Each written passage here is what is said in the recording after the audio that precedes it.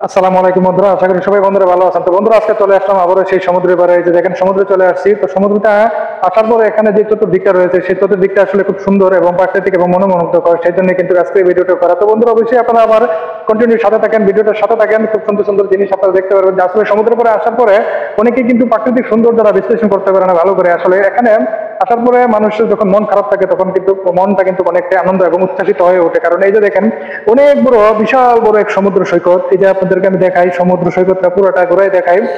ঘুরানো দেখানোর পরে কিন্তু আসলে বুঝতে পারবেন যে আসলে সমুদ্র সৈকতটা বিশালতা কত।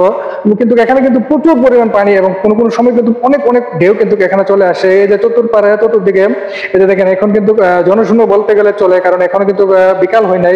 যখন সন্ধ্যা ঘনিয়ে আসে তখন কিন্তু মানুষ এখানটা ঘুরতে আসে। বিশেষ করে মূলত হলো এই জন্য কিন্তু এখানটায় যখন বিশেষ করে মানুষ রবিবার আসে, রবিবারে কিন্তু অনেকে ছুটির দিন, সাপ্তাহিক ছুটির দিন এই জায়গাটা অনেক ঘুরতে আসে। এই যে আপনার দিকে দেখতে পাচ্ছেন একটা সাইনবোর্ড রয়েছে, এই সাইনবোর্ডটার ওইদিকে কিন্তু যাওয়ার কোনো নিয়ম নাই। বিশেষ করে সম্ভবত রবিবারে খুলে দিয়ে, কারণ রবিবারে অনেক মানুষ আছে, না এলে কিন্তু এদিকে অনেকে কাজ কাম করে। এর জন্য কিন্তু এই যে পার রয়েছে দেখেন, ওইদিকে কনস্ট্রাকশন সাইটে কাজ চলতেছে, তাই কিন্তু ওইদিকে যাওয়াটা কিন্তু আসলে একদমই নিরাপদ না। কারণ যখন কাজ চলে তখন ওই পাশটা তো যাওয়া যায় না, তাই কিন্তু মানুষ এদিকে আসে খুব কম। বিশেষ করে রবিবারে আসে। এখানে আসার পর এই যে চতুর্দিকটা দেখেন, এখানে অনেক সুন্দর সুন্দর গাছপালা রয়েছে এবং সামুদ্রিক যে মাছগুলো রয়েছে প্রায় সময় কিন্তু এই যে আপনারা এখানে যে পাথরগুলো দেখতে পেতেছেন, দেখেন গাছ রয়েছে, গাছের পারে কিন্তু আমি অনেকটা উপরে গাছের যে গাছগুলো রয়েছে, এখানে কিন্তু প্রায় সামুদ্রিক যে মাছগুলো আছে, সেই মাছগুলো কিন্তু খুব সুন্দর সুন্দর, কিন্তু বড় বড়, অনেক সময় দেখা যায় যে আসলে ধরার মতন। যদিও এখানে আমরা যাই না ধরার জন্য, তারপরে অনেক সময় উপরে উঠে আসে, এমন উপরে উঠে আসে আপনি চাইলে কিন্তু যে মাছ ধরতে পারেন এরকম সময়। কারণ এই যে দেখেন, বিশাল বড় বড় কিন্তু জাহাজ রয়েছে চতুর্দিকে। এই জাহাজগুলো যখন এখানে অনেক সময় জাহাজের যে বড় বড় মাছগুলো, পাখার বাড়িতে কিন্তু বড় বড় মাছগুলো কিন্তু অনেকটা একটা আঘাতপ্রাপ্ত হয় অনেক সময়। এই জন্য কিন্তু অনেক সময় সাইডে চলে আসে। অনেকে বলতে পারেন যে আসলে ভাই, আপনি যে বলতেছেন যে মাছটা কি করে একটু সাইডে আসে, মাছটা মূলত সাইডে আসে এই কারণে যে যে বড় বড় বিশাল বড় জাহাজ রয়েছে, এই জাহাজগুলো যখন চলে তখন কিন্তু জাহাজের যে পাখাগুলো রয়েছে, পাখাগুলোর বাড়িতে কিন্তু মাছ কোনো সময় অনেকটা আহত হয়।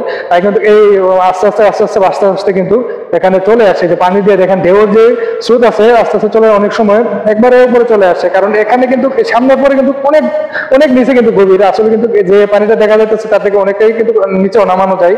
অনেকে আছে গোসল টোসল করে, এরকম অনেক কিছু। তো অনেক কিছু কিন্তু ভাইসা আছে, কারণ ওই পারে আমরা জানি যে ইন্দোনেশিয়া, ফিলিপাইন, মালয়েশিয়া অনেক কিছু আছে। এই জায়গাটা দিয়ে কিন্তু আস্তে আস্তে আস্তে আস্তে কিন্তু বাইশা চলে আসে। কারণ এখানে আসলে কিন্তু অনেক সময় নারিকেল কিন্তু অনেক সময় পাওয়া যায়, বিশেষ করে নারিকেল। কারণ সমুদ্র চতুর্দিকে কিন্তু সাগরের পাড়ে চতুর্দিকে কিন্তু অন্য অন্য কান্ট্রিতে কিন্তু নারিকেল গাছ থাকে। তো সেই জন্য কিন্তু এখানে যখন পানিতে যখন চলে ঢেউগুলো আসে, তখন কিন্তু আসলে ঢেউ এমন ভাবে আসে উপরে, একবারে অনেক সময় পানি চলে যায় কিন্তু নারিকেলটা থেকে যায়, অনেক সময় এরকম ভাবে পাওয়া যায়। তো অনেক অনেক পরিবেশটা কিন্তু অনেক দেখতে পাইতেছেন যে সাগরের পরিবেশটা কিন্তু অনেক সুন্দর এবং মনোমুগ্ধকর, আসলে দেখার মতন। সাগরের সৌন্দর্য আসলে অত্যন্ত বলার মতন না।